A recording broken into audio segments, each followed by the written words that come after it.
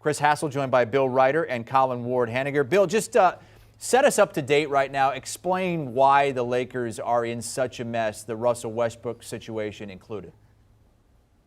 The reality is, and James is right, there's a 0% chance. It is a number that is exactly zero. That Russell Westbrook, who is not valuable, who is not particularly impressive on the basketball court, and who has no market value whatsoever, is going to opt out of almost $50 million. And that means that the Lakers have almost no flexibility. I know we're going to have a conversation here about free agency. I called and talked to a very reliable Lakers source today about what they could do. But if you made a list of the 15 most important things the Los Angeles Lakers require in order to operate in free agency, 1 through 14 are get rid of Russell Westbrook, which I don't know is possible, and 15 is figure out who you want to use the mid-level exception on, or if you want to split it up, because they do have that option, that possibility. That's a single player they can bring in that is of any consequence if they still have Russell Westbrook on that roster. So outside of finding some way, and I don't see what it is, and neither of the sources I talk to get Russell Westbrook off of your roster and bring in other pieces and then create some flexibility, this Lakers team, outside of one person, is going to look largely like the one we just saw. Yeah, I mean, the Lakers are up a creek.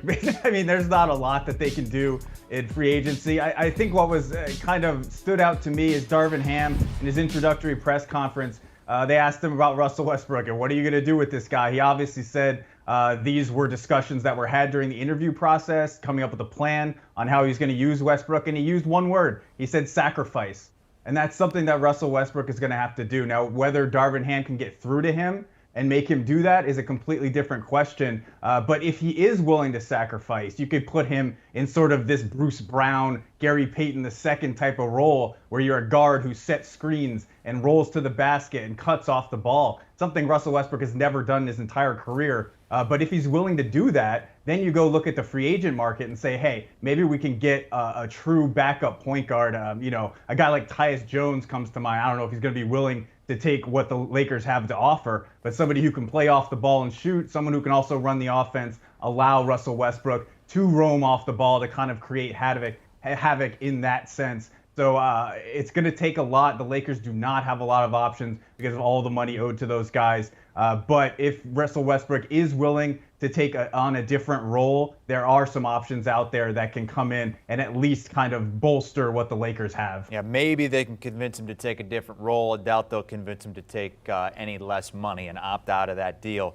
Bill, you mentioned something a little while ago that I thought was interesting, and I'm sure Colin did too, that the Lakers source that you talked to thinks that they have an opportunity to get Zach LaVine.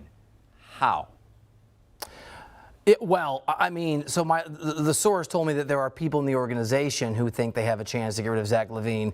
This source laughed ruefully at that notion, and it comes back to the so it requires two things that I think are difficult sales pitches. The first is getting rid of Russell Westbrook. Russell Westbrook has to be somewhere else, and you can't bring back the same amount of cap space in return. That's number one. And again, I don't think they can do that. And the other is to convince Zach LaVine to come back out to the West Coast and play with LeBron James. But if you look at the betting odds in Vegas where LaVine might be if he's not a Bull, if you talk to people around the NBA, it is absolutely no secret that the Lakers have told people, have expressed that is an ambition of theirs.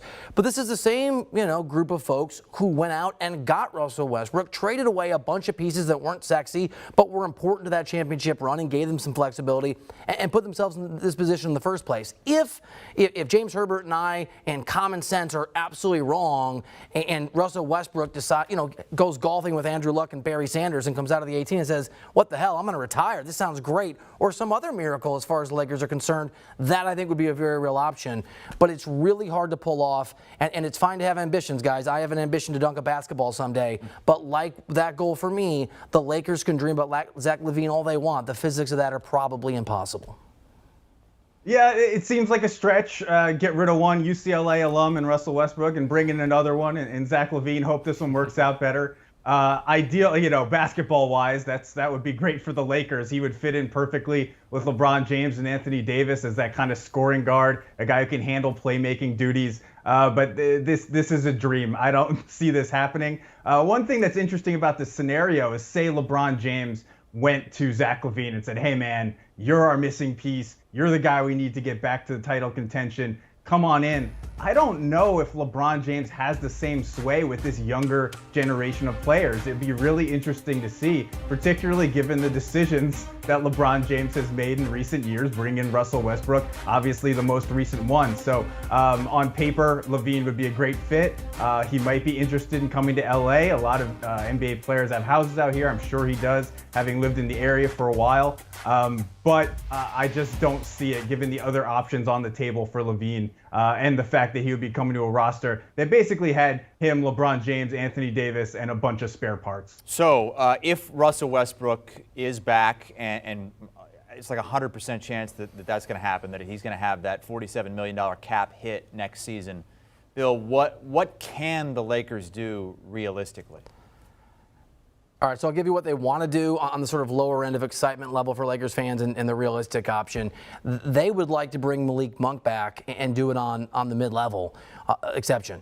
But Malik Monk, who was on a one-year deal, outplayed his contract, and I think outplayed the mid-level by a wide margin. And it would not surprise me if Malik Monk goes somewhere and gets $12 or $15 or $18 million a year. I mean, it wasn't a very good team for the Lakers, and there weren't a lot of good decisions that were made in the front office, but Malik Monk was one of them. So that's the goal. That's the option, according to the sources I've talked to. But other people that they've talked about, and not with the same level of excitement, is a guy like Rudy Gobert or a guy like Patty Mills. And those two guys are actual examples, and that is the level of player that they're able to bring in, and that does not, I think, instill a lot of confidence. Taking a risk on Malik Monk, who was young, had a bad experience in Charlotte. You knew at least coming out of college he could shoot, he was athletic. That made sense. Rudy Gobert has been injury prone, just has been the same player for several years. And Patty Mills has a nice career, but again, at this point of his career, this stage of where he's at, not a difference maker. And that, guys, as we're talking about, is the really difficult position the Lakers are in. They can talk about Zach LaVine. They can even talk about Malik Monk. The reality are guys maybe like Rudy Gobert or Patty Mills or other players who kind of want to live in LA. And I'll say this. Bobby Portis Jr. was thrown out to me, and a source did make this point, a more optimistic Lakers source.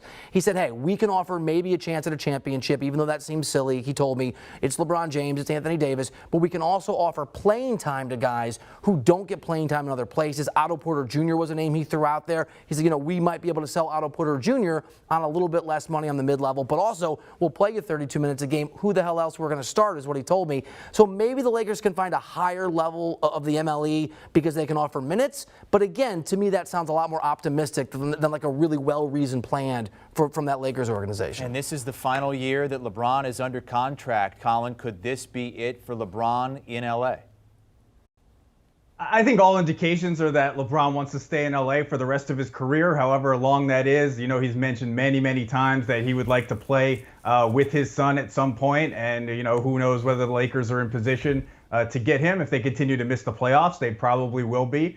But I don't see LeBron leaving, but there's always an opportunity. He has kind of thrown those hints out there that he might want to return to Cleveland at one point and kind of finish where he started. But let's not forget that LeBron James is playing at an incredibly high level. What we saw last season is pretty much unprecedented, particularly after the Lakers are kind of out of contention and he was just going out there putting up 50 pieces and things like that. He is still capable of being, if not the best, at least the second best player on a championship team. And we haven't seen a healthy Anthony Davis. So if the Lakers come out, and no matter what happens with this Russell Westbrook situation, if Anthony Davis has a healthy, productive season and LeBron James is somewhere close to what we saw last season, I think he's going to have enough there to say, look, let's just stay the course. Hopefully we can get a big-time free agent after Russell Westbrook's contract is gone. Maybe pick up, find some gold in the draft, or like Bill was talking about, guys who want to come to LA and take, a little bit less for more playing time, or the opportunity to live in Los Angeles. I think LeBron will be able to look and see, look, we have had a couple down years, but there's still enough hope here for me to finish this thing out in Los Angeles. Yeah, the LeBron James situation a year from now, for all the reasons Colin just walked us through, I think is utterly and totally fascinating. There's certainly gossip, water cooler talk around the NBA about the idea of LeBron, as Colin noted, wanting to go back to Cleveland. And I'll just piggyback on an incredibly good point that Colin made earlier.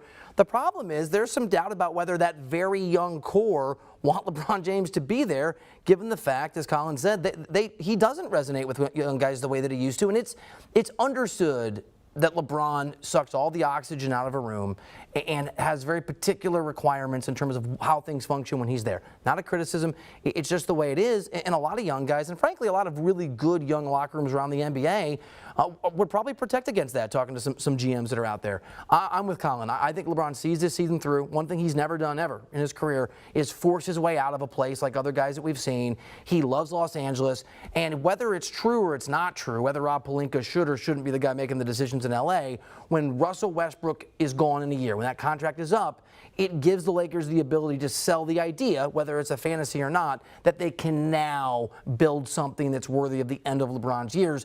Russell Westbrook is the problem, but he also, when he sticks around, I think becomes the scapegoat, which I think increases the odds they can sell LeBron, and LeBron can sell himself on the fact that he can stay with the Lakers and have it all in a year. Yeah, and looking ahead to next season, I mean, usually people are willing to put money on the Lakers when they have LeBron James, when they don't have LeBron James.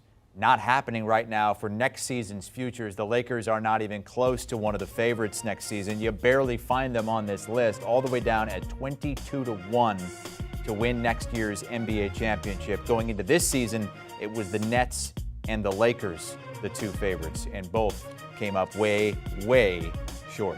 Do you want a sports network that delivers everything that matters about the game? The highlights, the picks, the instant analysis, no yelling, no fake debates, no politics. Hit the subscribe button and never miss a moment.